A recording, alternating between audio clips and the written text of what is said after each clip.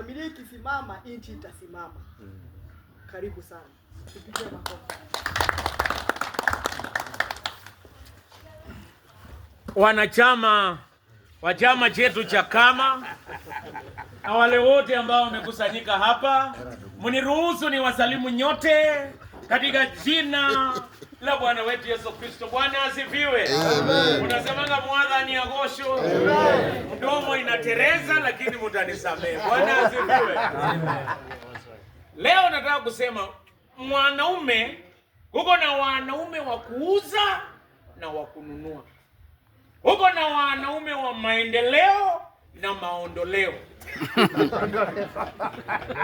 Vile Mungu aliumba mwanaume hana namna ya kupokea chochote. Vile Mungu aliumba, you cannot receive anything.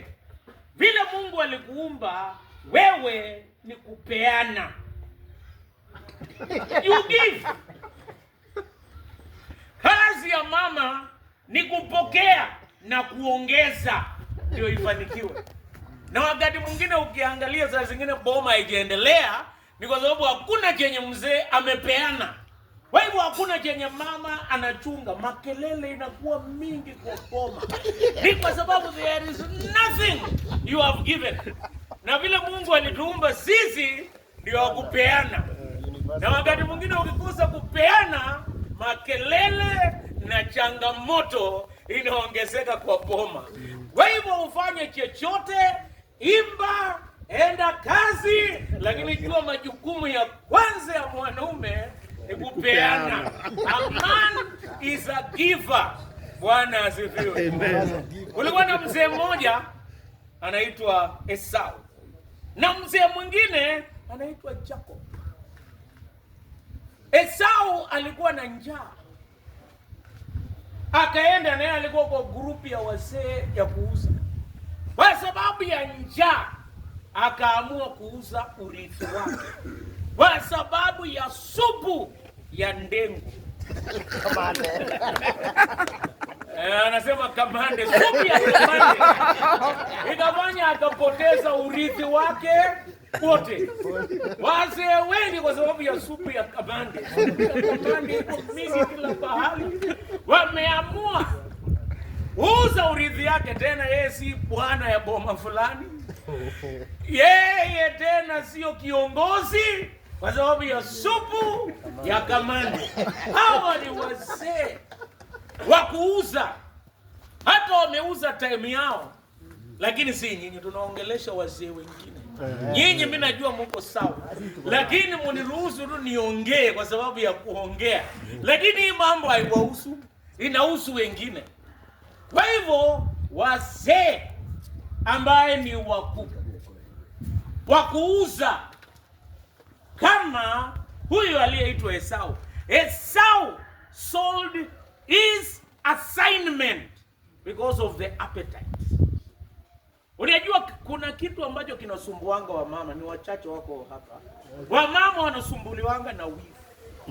Lakini wazee wanasumbuliwanga na tamaa. Sijasema nyinyi, naongea kuhusu wazee wengine. Hiyo ndio yenye inasumbua. Esau sold his assignment because of appetite. Kwa hivyo mzee mwenye anasimama ni yule mwenye ana control appetite zake. Yani anachunga appetite zake asikuwe kama Esau kwa sababu ya appetite ya kamande. Akasema mimi napeana kila kitu na handover. Nimewaona wazee wengi wame handover kwa sababu ya appetite. Handover shamba, handover ploti, handover, lakini wasisija.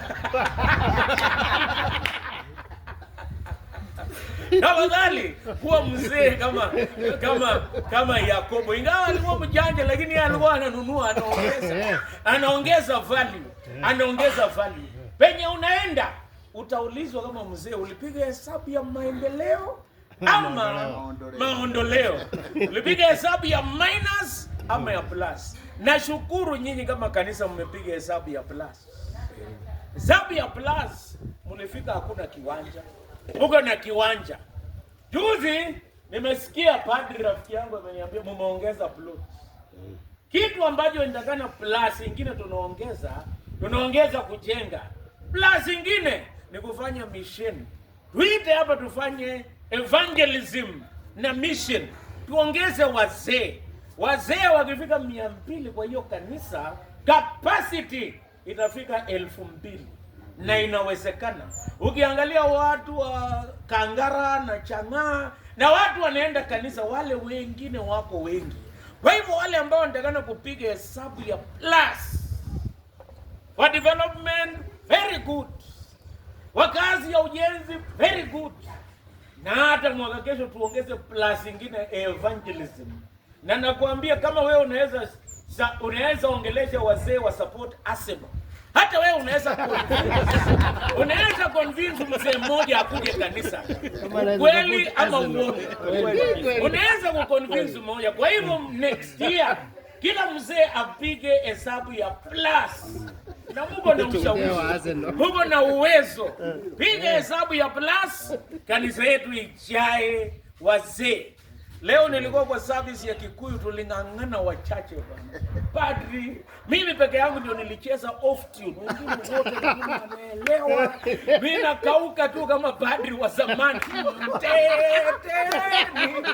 Sitingiki lakini wengine wote, lakini wamama, wazee wenye walikuwa service ya Kikuyu hapa ni wangapi? Hebu wabebe mkono juu. Wawili tu. Walikuwa wazee 5 walingangana. Wanahitaji backup. Jambo la pili, mwanachama wa kama anatakana aongoze kwa moyo, sio kwa kifua.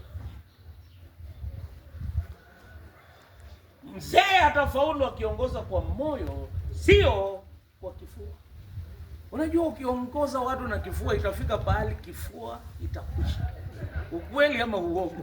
Ukifika miaka 75 kifua imekuwa kama ya jogoo. Haufanyi chochote. Na siku hiyo ndio utajua kuongoza na kifua ni mbaya. Utaachwa kwa jua. Kama songesha mimi hakuna soma. Mpaka ikauke na wewe. Lakini kama uliongoza na moyo, persuasion. Unajua kuko na watu, iko 2 ways of leading a horse. You can either use carrot or stick. Carrot unaweka carrot mbele ya, yaani inasonga mbele ikiona carrot. Na fimbo ni kuchukua fimbo na kuchapa nyuma ikimbia mbele. Sijui familia inatakana kuongozwa na carrot ama na miti. Hiyo ni swali wazee watajadiliana hapa. Lakini nimeona wale wa kuongoza na miti baadaye nguvu ikiisha. Achwa peke yako hapo kiwanjani. Siku hiyo ndio watu wa kuambia chochote, unapata kila kitu ilipotea. Kila kitu ilienda na ikaisha. Mungu atusaidie tuongoze kwa kifua. Kuongoza kwa moyo, sio kwa kifua, kwa moyo. Kuongoza na moyo ni kushauri watu. Persuade people even by example. Hata watu wakienda kazi wewe unatangulia. You lead by the heart and by example. Sijui kwa nini Muhindi anaweza acha, huko kwetu ndio tunaona si hapa. Muhindi anaweza acha duka ya milioni 3 anaachia mtoto asimamie. Na sisi wakati tunaenda kufuna mahindi korogoro 20 ya uwezi achia mtoto. Duka hiyo nafunga. Sijui tofauti ni gani. Wazee watajadili baadaye. Lakini mmoja anaongoza na moyo, mwingine na kifua. Kifua ukiongoza na moyo unapatia watu majukumu. Mzee astahili kusimama, astahili kufanya kila kitu. Lakini akikosa kufanya chochote ni hatari sana. An idle man is very dangerous. Mwanaume astahili kufanya kila kitu. Never do everything. Iko mzee mmoja alinipatia ushuhuda, alipata amani vile aliacha kutembea na kifunguo ya store.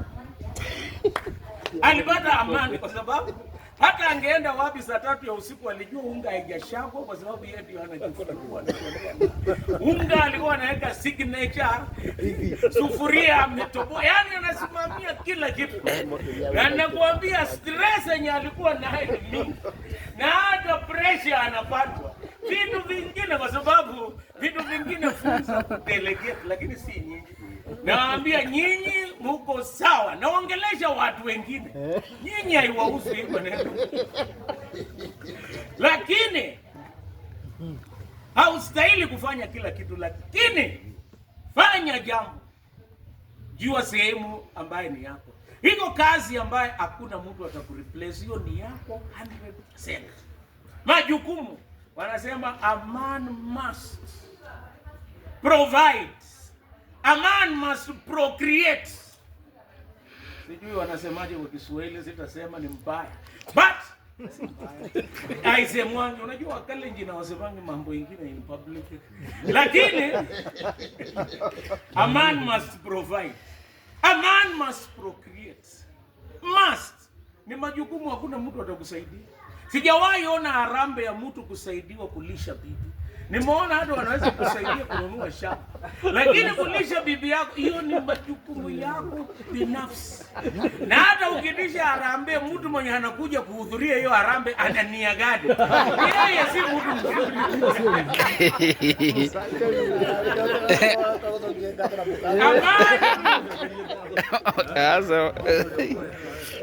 A man must provide, a man must procreate, a man must protect.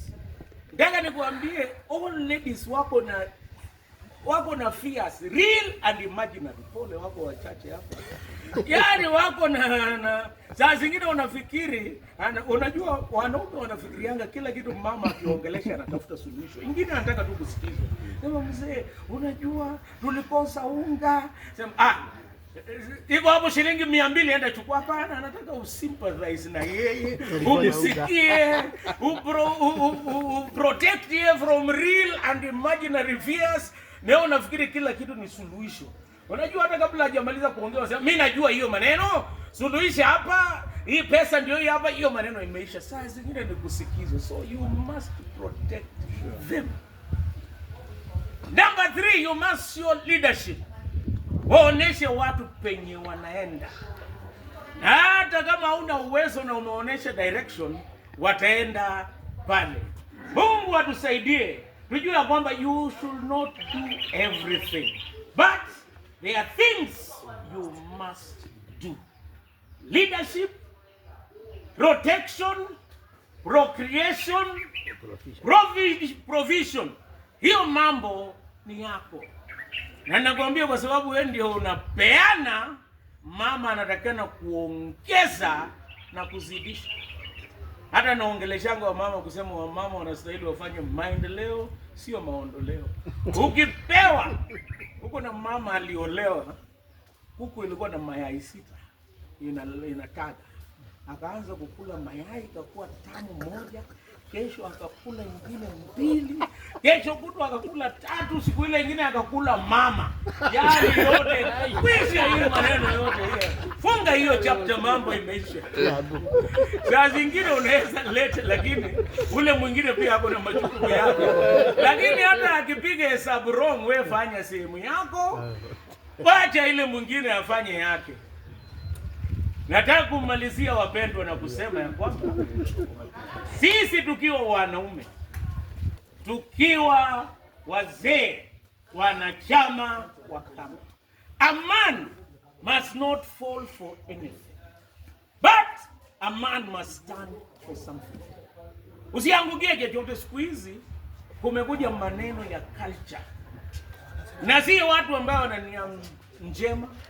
Culture na wanataka kupigana na kanisa na imani, na kwa sababu iko na nyama iko huko kwetu, na nafikiri hata upande iko hapo. Yaani maneno ya culture ambayo inapoteza watu. And men have fallen for anything. Wameanguka kwa imani. Hata nilishangaa kuna wanaume walienda kwa Makenzi, ndio wamama wakaenda. Sijawahi ona mhubiri ameconvince Waluya kuacha kula ugali. Mbinu yenye alitumia sielewi. Mtu akaacha ugali. Na kwa sababu wanaume walianguka kwa mafunzo haya, wamama na watoto wakafuata. Wewe ukiwa mwanaume na fall for anything, then expect the worst from the family. Kabla hujakubali chochote, pima kwanza. Mungu alimpa mwanaume akili ya kupima. Mama can sense everything. Unajua mke wako anakujua sana. Na hata ukiingia kwa boma kama uko na pesa, hata usiposema, yeye anajua. Yeye anajua namna ya kuchukua kutoka kwako. Anaambia mtoto fulani, unajua sijui kama tunapendanga watoto wetu sawa ama wengine zaidi. Mimi nasema hii maneno ni maneno ya roho, so saa zingine si rahisi kusema. Lakini mama anapiga hesabu, anaambia ule mtoto mwenye kama hapo karibu na baba yake, enda ambie baba hatuna mkate. Enda elezee tena nyama hakuna. Yaani akikuona amesha conclude mambo yako. Usifikiri wewe ni mgumu sana. Yaani ukitokea tu kwa gate vile unaingia, anajua hii jamaa leo hataki maneno mingi. Anaambia watoto, baba yenu leo amechoka, wachaneni naye. Wewe unataka kuambia wapendo, a man should not fall for anything. Kanisa, wimbo ya wazee wa kama tunaimbanga ni namba 71. Mteteeni Yesu mlio askari. Zaburi ya 121 nikienda kuketi chini. Biblia inasema ukiwa mzee, shida yote watakuletea. Hata mama akijua huna pesa na mtoto amefukuzwa fees, anasema ambie baba yenu. Wazee watakuwa na stress wasipojua wataona wapi. Daudi akasema nitainua macho yangu niitazame nayo milima. Msaada wangu utatoka wapi? Ukiwa mzee na ukose msaada, ndio mental health inakuwa shida. Hata mzee mmoja alikuwa anaitwa Yona, ndani ya tumbo ya samaki. Unajua wazee saa zingine tuko ndani ya tumbo ya samaki, hakuna namna ya kutoroka, lakini yeye akageuka akaona Bwana. Daudi na hata Suleimani aliona Bwana. Mungu ni msaada wetu kutokana na dhambi kwa vitu vya kiroho. Ukiwa mzee, kila Jumapili hakikisha unaingia kwa nyumba ya Bwana. Mzee mmoja aliniuliza, padri, hii Waanglikana Mungu na shida sana. Unajua kitambo tulikuwa tukisemanga mtu muovu atakapogairi na kuacha uovu wake alioutenda na kutenda yaliyo halali, naye ataokoka. Na kutenda yaliyo halali na ya haki, ataiponya roho yake, naye atakuwa hai. Huyu mzee akakuja kuniuliza, mchungaji, mtu muovu ni nani? Mimi nataka nihame Anglican. Huyu mtu muovu ni nani? Na anaambiwa kila Jumapili na asikii. Hebu niambie huyu mtu muovu ni nani? Nikaambia huyu mtu muovu ni mimi na wewe. Nipoza kila Jumapili tumekosea kwa wiki. Kila Jumapili ni mzuri uende kanisani, kwa sababu sisi wote ni watu waovu. Usikie, utubu, padri akuombee ngofira, alafu uendelee na shughuli zako. Ni ya muhimu sana kila Jumapili kwenda kanisa. Usibebe ya wiki mbili, itakuwa mingi sana. Kila Jumapili hakikisha kabla hujaenda popote, enda ibada hata kama ni ya kwanza, alafu ndio baadaye uende. Bure tunabeba mambo mingi. Ukiwa mzee unabeba hesabu ya mwaka kesho, Januari. Hii mambo mingi. Tafadhali hakikisha ya kwamba msaada unatafuta kwa maneno ya kiroho kila Jumapili. Namba 2. Kwa hii maneno ambayo unasikia kwa boma. Kwa hii maneno ambayo unasikia kwa boma. Ingawa yote unaweza weka ingine kwa kisoko, lakini iko itafika kwa masikio. Lakini ikishasikia usiweke kwa roho, waachia Mungu.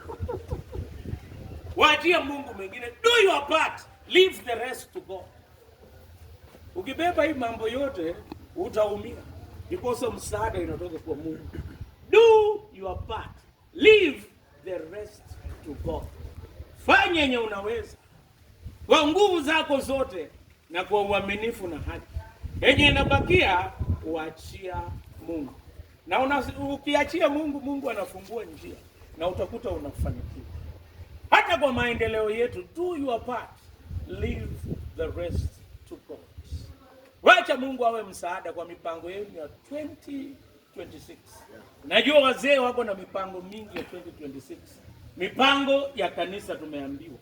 Na hata kanisa inaempower watu kufanya mipango zao za kibinafsi. Kuna wengine wana mipango za kibinafsi na maendeleo.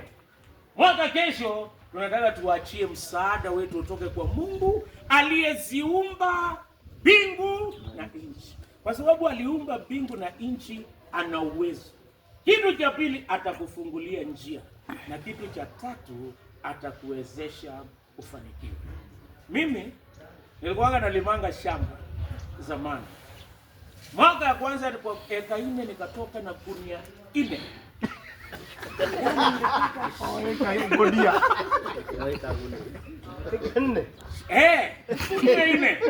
Na hata wengine wanapatanga less. Unajua kitu cha kwanza, if you work hard and you don't work smart. Number 2, usipoongeza Mungu, hii vitu inakuchanganya. Unaweza piga hesabu ya 0 kila wakati.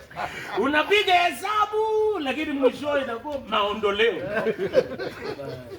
Oweka gunia. Siku moja na alikuwa wero.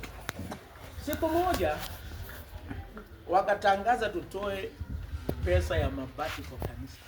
Na unajua hata mimi sina nyumba, sijui nilikuwa padri mshaka. Nyumba yangu ilikuwa mabati 4, yani mguu inatoka hata mpaka nje. Karibu nikaribishe askofu, lakini nikasema kwa nyumba ya mabati 4. Yani ukitoka tu asubuhi hakuna sitting room na faranda, unaimba tu mbeleni na endelea ninazidi kutembea. Msichana yangu juzi, baada ya mimi kukua nimejenga nyumba, nikapeleka msichana yangu aone hiyo nyumba. Ananiambia, "Dadi, nyumba yako ilikuwa fake sana." Mpaka nikaibomoa kwa sababu sitaki aone tena pengine. Lakini wakasema watu watoe mabati. Gari sheet mabati 5. Mimi nikasema mtu mwenye ana mabati 4 ya nyumba atatoaje mabati? Nikasema itawezekanaje? Lakini nikakumbuka msaada inatoka kwa Mungu. Mungu akanisaidia. Nikang'ang'ana, haikuwa rahisi. Kwa sababu saa zingine mshahara ya mchungaji na ina mabukona na mlima na mteremko inageuka. Lakini Mungu akanisaidia nikalipa mabati 5.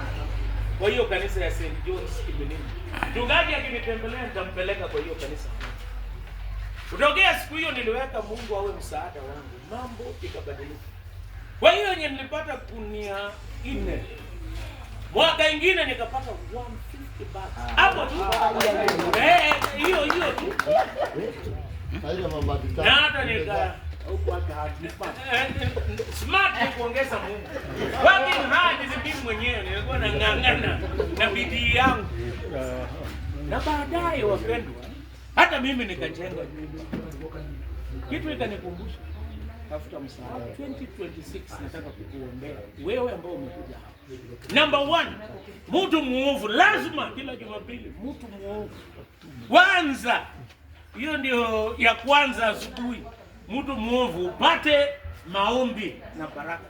Ya pili, tafuta msaada kwa familia. Maneno yenye unasikia kwa mama, maneno ambayo umesikia usiignore. Kama Ahab aliangalia ukuta na akalete shida, akafanya bibi yake akaua mtu.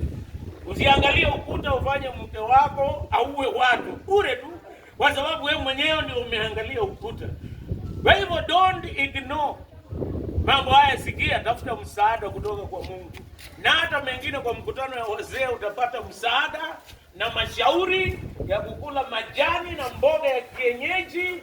Na baadaye msaada wengine tutapata ni msaada. Tutapata msaada kwa maendeleo yetu. Nataka nikuombee nikimalizia. Tunatafuta msaada 2026. Amen. Iwe mwaka. Na kwa sababu ilikuwa fellowship ya mwisho na mimi ni padri wa mashambani, wameniita kuwakabidhi mbele zako. Kama unahisi kwamba unahitaji msaada 2026, nataka tusimame tuweke msaada. Baraka nyingi, baraka twahitaji. Kuna hiyo wimbo lakini hatutaimba sasa. Tumepokea kiasi lakini 2026 tutapata nyingi. Amen. Amen. Baba Mwenyezi na mwenye rehema, akubali kusikia maombi yetu. Bariki wapendwa hao wanachama wa kama. Mwaka huu wamepokea baraka kiasi. Mwaka kesho wanahitaji nyingi. Kwa maisha ya kiroho wape msaada huu. Kwa maisha ya familia wape msaada huu. Kwa maisha ya maendeleo yao ya kibiashara na kazini wape msaada huu. Wabariki na kuongoza. Wawe pamoja nao wanapoendelea kusimama na kazi ya Mungu, na vile ambavyo wamejitolea wasikose chochote. Wape haja za mioyo yao 2026. Naomba baraka na amani yako iwe juu yao, kwa jina la Mungu Baba, Mwana na Roho Mtakatifu. Amen. Uketi chini nitaje majina ndio nikae chini. Kwa majina naitwa mchungaji Kimutai Jesus. Kwa YouTube unanipata kwa Ven Dr. Kimutai Jesus. Naongeanga na mkutano ya wazee. Sana inakuanga Jumapili jioni baada ya kukula. Asanteni sana. Nimekula chakula ingine sijaelewa inaitwaje lakini ni tamu. Na nyama na kila kitu. Mungu awabariki. Na nafikiri nikikujanga tena ikuwe mkutano kama hii itakuwa mzuri. Kwa jina la Mungu Baba, Mwana na Roho Mtakatifu.